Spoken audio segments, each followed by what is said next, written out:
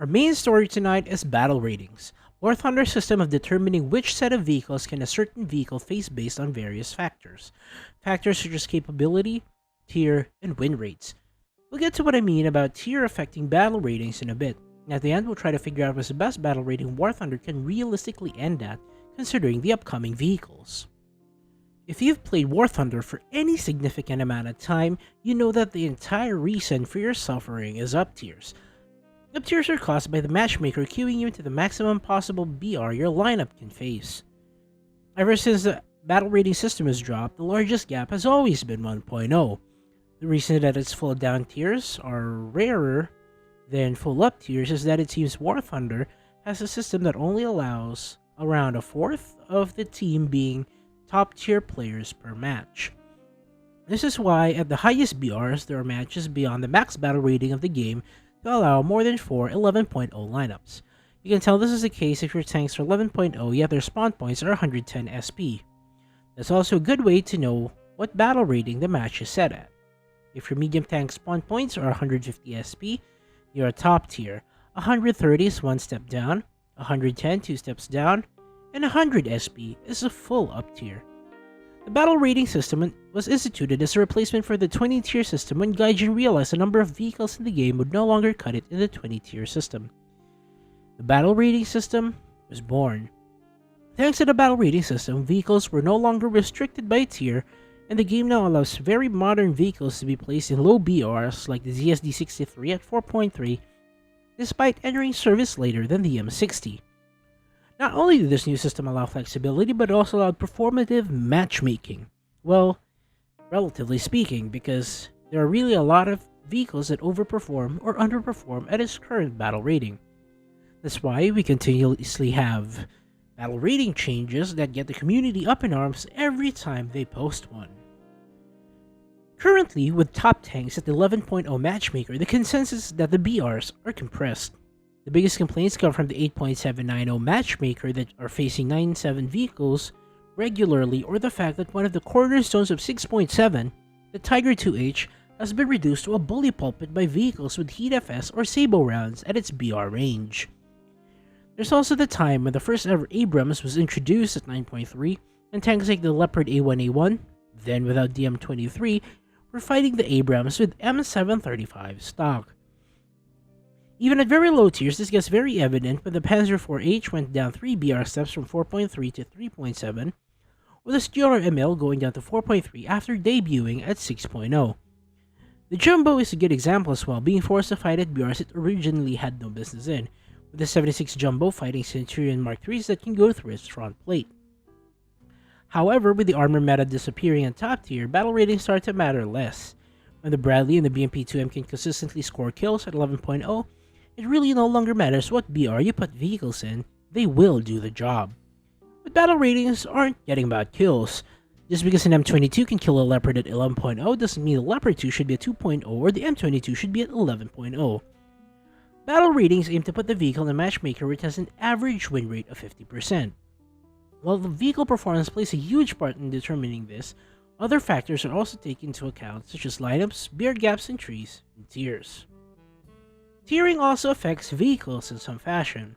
When the game transitioned to the BR system, it implemented hard limits on battle ratings so they can do away with the tier locking system, where the highest tier you could face regardless of BR was one tier above or below. For example, if you had a Comet at 5.7, tier 3, and Yag Tiger 6.7 at tier 5, these two vehicles would never meet each other unless a Comet was placed with tier 4 vehicles. This went away at some point, which I'm sure coincided when they moved the Panther 2 to tier 4 sometime around 6 years ago. Either way, these hard limits on battle ratings explain why vehicles of the same tier generally are also in the same battle rating unless in extreme cases. The BR limit per tier is why the M42 Duster never went below 6.7 despite effectively having the same capabilities as the M19, although this has been rectified recently. The extreme cases mentioned was when the tank performed too well at its BR or too poorly. An example of the former is that the Lorraine 40T and the AMX-50 performed way too good at their 6.3, 6.7 battle rating, that's why they were moved to 7.7 and 7.3. The example of the latter would be the Type 60 ATM.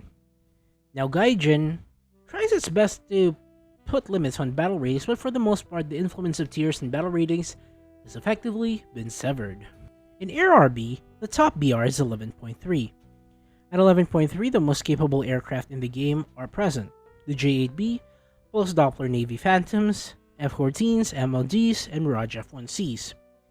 But there was also the occasional MiG-21 BIS SAU. While these aircraft are all 11.3, these aren't necessarily on equal footing. The Mirage F-1C lags behind in IR missile count as well as the capability of its radar and the radar missiles. The BIS Salos radar missile is the R3R, which is very awful at 11.3, so it really just settles for 6 R60MKs. The point is that at 11.3, there are clear competitive aircraft like the F-14, there are some that struggle at the BR like the Mirage F-1C. At lower BRs, it kinda matters less because lineups aren't considered for aircraft, so the BR is more performative than Matchmaker oriented. However, as of late, the most egregious BR changes have been on aircraft rather than tanks. The MiG-19s going down to 9.7, the F-4C going down to 10.0 is very controversial to the Air RB player base, as well as the F-86Ks going down to 9.0. See, Gaijin cites statistics to determine what BR a vehicle should be in. The problem is a lot of these statistics are flawed because it's raw data being fed to them for them to interpret on their own. This was shown in the experiment where a dedicated team of players played the CL-13 Mark IV so well that it raised its BR by one step before Gaijin reversed it when they realized what the players had done. Currently, aircraft is the new frontier for War Thunder. We're slowly easing away from the Vietnam War and entering Generation 4, so we can expect aircraft with even greater capabilities than what we already see in-game. Aircraft with better missiles, better maneuverability, better radars, they're all on the table now. We can't expect these aircraft to bully F-4s and J-7s when they drop. Naturally, we're going to see them increase battle rating higher than the 11.3 BR that we are currently enjoying. So, what's the optimal battle rating? What's the highest battle rating War Thunder can go realistically? Because theoretically, Gaijin can extend BRs almost infinitely. But we know that's not going to happen because of Matchmaker considerations. Queue times and gaps in trees make it hard to expand BRs very much. Gaijin is always about reticent in raising BR ceilings due to considerations regarding queue times. I foresee that the F-14A early getting swapped out to the regular F-14A and getting extra flares in its AIM-9Ls, so it would probably go to 11.7 or 12.0. So let's use that as a jumping off point. I'm also using aircraft to dictate battle ratings because tanks are pretty much fleshed out to the present day and there's nothing more recent that can radically change the meta at the top tier.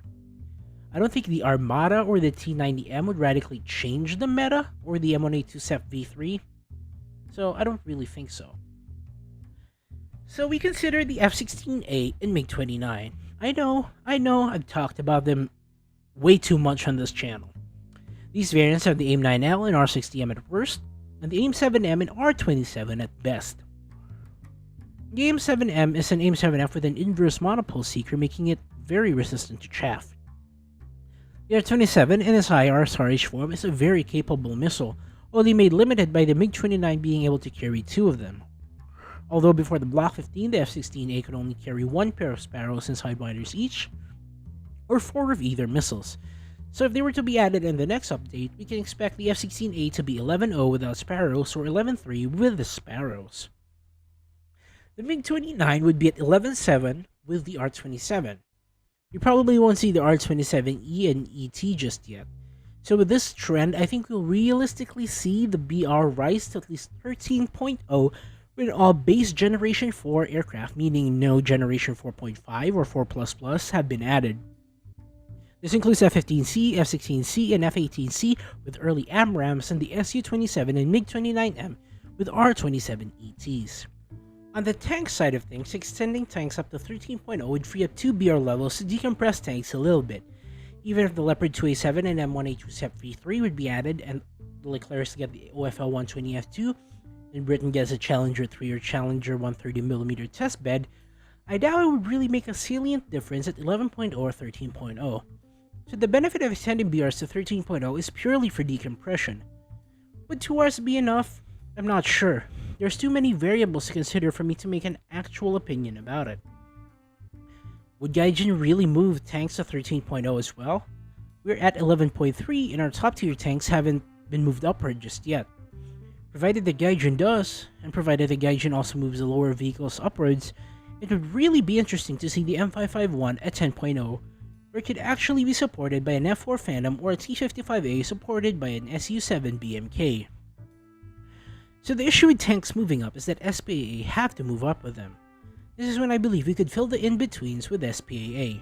At 10.0, the US can have the Chaparral as its SPAA while the USSR and Germany can have the Strela 1 or the Gepard with Stingers for Germany. See, I mentioned IR SPA exclusively because they can't use optical guidance to abuse vehicles at that BR. If something like the Tunguska was at 10.7 when something like the Sheridan goes to 10.0, I don't think the Sheridan would have a really good time. For me, the ideal BR ceiling should be 15.0. It gives adequate spacing for both aircraft and tanks, and also accommodates the inclusion of modern ships like guided missile cruisers and DDGs. This will space out tanks well enough that maybe the mouse doesn't have to fight ATGMs or APFSDS tanks while being in a BR where it doesn't dunk on Pershings and T-44s. However, the decompression would hurt minor nation lineups because large BR gaps would exist in their tank trees. As if Japan isn't already suffering a 9.0 to 10.7 BR gap with the Type 16 and the Type 90 and Type 90B. So, we'll have to see how we'll be able to overcome these issues with minor nations when they do expand the battle ratings, because I believe BR decompression is always good in the long run. Battle ratings are the core of the war suffer experience, and we're going to have to come to terms that modern aircraft will be what brings us decompression in tanks. I hope when Gaijin runs out of vehicles to add, we get the QOL fixes we've all been waiting for. It would be really nice to pair era-appropriate aircraft with tanks. The M48, M551 Sheridan, and M50 would be nice if it were supported by F4Cs and A4 Skyhawks, and T-54s are being supported by MiG-17s and MiG-21 F-13s. It would be more immersive than M1A2s being supported by A7Ds and F4Es. It would make War Thunder a very immersive game that, for once, I would like to see. So I'd like to hear what you think about it in the comments below. Once again, thanks for watching. This is the Dr. MD. Godspeed.